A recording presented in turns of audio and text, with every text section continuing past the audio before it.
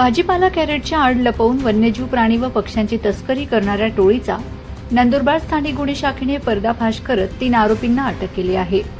या कारवाईत सुमारे 23,40,000 रुपयांचा मुद्देमाल जप्त करण्यात आला आहे। स्थानिक गुन्हे शाखेचे पोलीस निरीक्षक हेमंत पाटील यांना गुप्त माहिती मिळाली होती की मालेगावहून गुजरात राज्यात धुळे-सुरत महामार्गावरून एका लाल रंगाच्या MH41 AU 2352 क्रमांकाच्या वाहनातून प्रतिबंधित वन्यजीवांची वाहतूक केली जाणार आहे। ही माहिती मिळताच जिल्हा पोलीस अधीक्षक श्रवण दत्त यांच्या मार्गदर्शनाखाली पथकाने विसरवाडी हद्दीत सापळा रचला।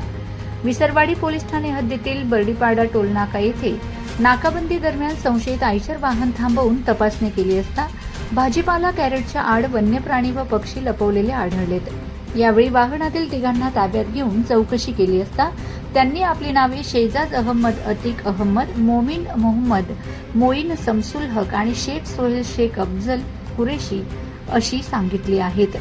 चौकशीत आरोपींनी मालेगाव येथील काही व्यक्तींनी त्यांना हे वन्यजीव गुजरातमधील वडोदरा येथे पोहोचवण्यासाठी दिल्याची कबुली दिली।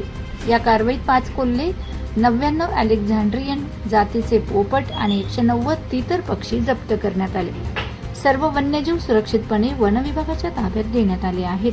या प्रकरणी विसरवाडी पोलीस ठाण्यात गुन्हा दाखल करण्यात आला आहे। पुढील तपास सुरू आहे। Shri Lakshmi lawns, Manorama park, party plot, पत्ता वैद्यराज कालिदास नगर, खर्दे, उंटावद रोड, शिरपूर, जिल्हा धुळे।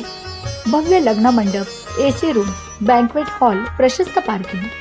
बुकिंगसाठी संपर्क वैद्यराज कॅपिटल 80 55 90 0024 86 68 55 53 58।